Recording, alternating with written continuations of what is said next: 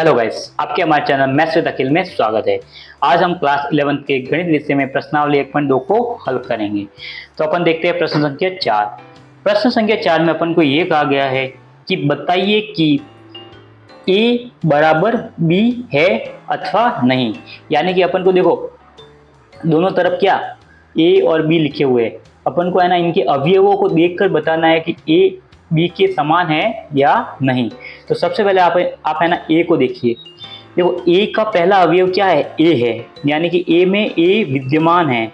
तो आपको ये का ये है ना बी में भी देखना है, क्या बी में कहीं पे भी ए विद्यमान है, तो आप कहेंगे हाँ बी में भी ए विद्यमान है। उसी तरह आप देखेंगे दूसरा, उसका अवयव क्या है, ए का दूसरा अवयव है बी। आपको एक में बी दिखा है तो आपको है ना बी में भी देखना है कि बी में कहीं पे और बी विद्यमान है या नहीं है। तो बी में भी बी विद्यमान है। फिर आपको देखना है ए में, वापस ए में देखो, आप ए में देखो एक सी अवयव विद्यमान है। तो ये का ये आपको है ना बी में भी देखना है, बी में भी आपको देखो सी अवयव मिलेगा। फिर है ना आपको वापस देखना है ए में अगला अवयव कौन सा है, अगला अवयव है डी। तो आपको है ना बी में भी देखना है कि क्या बी में डी विद्यमान है, तो आप कहेंगे हाँ। यानी कि ए के समस्त अवयव क्या, ए के समस्त अवयव बी में है, यानी अपन कहेंगे ए बराबर बी होगा, क्योंकि ए के समस्त अवयव या पद अवयव बी में भी विद्यमान है या उपस्थित है।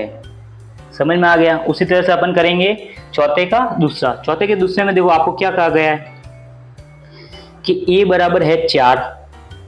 तो आपको सीधा सा देखना है बी में कहीं पे 4 है, तो हाँ बी में भी 4 उपस्थित है। फिर a बराबर आपको क्या कहा गया है, a बराबर 8 कहा गया है। तो बी में भी देखो, बी में भी कहीं पे 8 है, हाँ है। फिर a बराबर आपको वापस क्या कहा गया है, 12। a बराबर आपको 12 कहा गया है, पर बी में कहीं पर भी 12 नहीं है। बी में 12 नहीं है, यानी कि अपन क्या करेंगे, यहाँ पे क्या करेंगे, ए बराबर ए नॉट इक्वल टू बी करेंगे।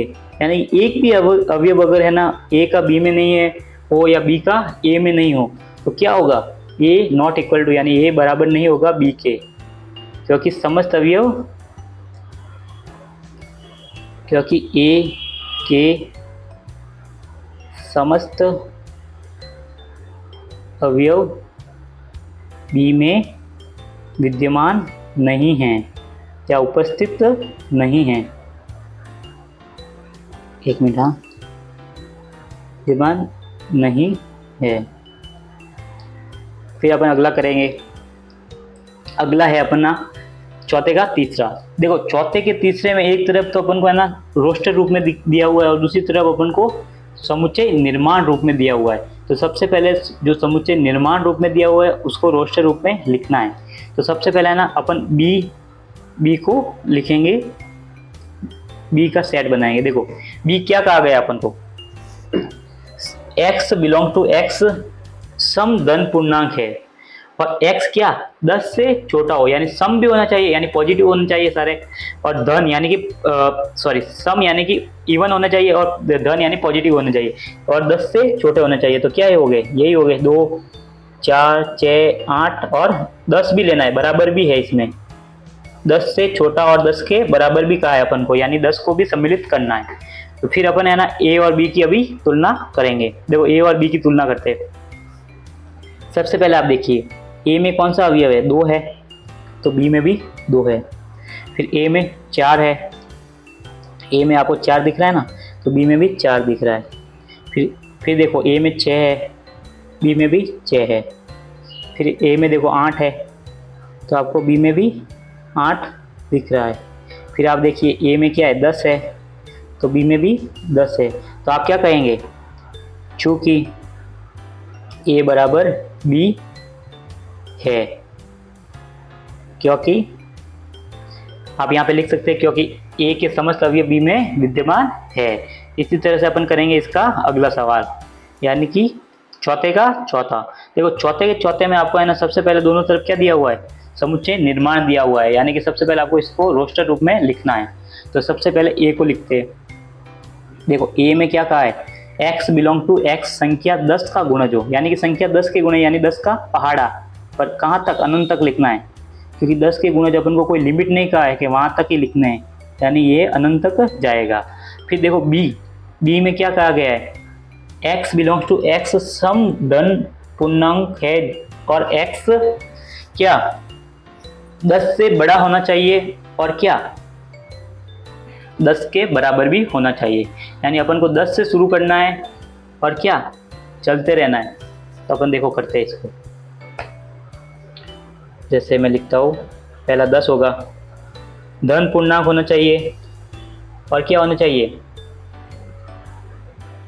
जैसे कि लिखता हूँ 15, फिर आपके हो जाएंगे 20, फिर आपके 25, फिर ये भी चलता जाएगा। फिर देखो आपको इसमें से कंपैरिजन करना है, कंपैरिजन करो।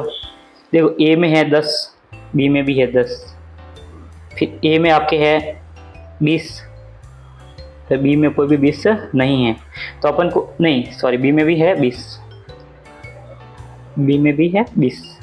फिर आप देखिए ए में है 30, तो बी में भी 30 होगा। पर देखिए आप यहाँ पे अपन देख सकते हैं कि जो बी में जो 15 है ना, वो कभी भी ए में नहीं होगा। ए में नहीं होगा तो अपन क्या कहेंगे, या अपन को सिर्फ ए के अवयव नहीं देखने, अपन को बी के भी देखने, बी के भी ए में होने चाहिए, यानी अपन क्या कहेंगे, चूंकि बी के अवयव ए में नहीं है तो भी क्या होगा, नॉट इक्वल टू होगा, यानी ए बी के बराबर नहीं होगा, क्योंकि ए के समस्त अवयव बी में विद्यमान नहीं है। और अब की बार क्या होगा, क्योंकि बी के समस्त अवयव ए में नहीं है, अवयव ए में उपस्थित या विद्यमान नहीं है, नहीं है। तो इसी के साथ अपना हो गया चौथे का चौथा भी पूरा। ये अपना हो गया प्रश्नावली 1.2 का चौथा प्रश्न पूरा। धन्यवाद।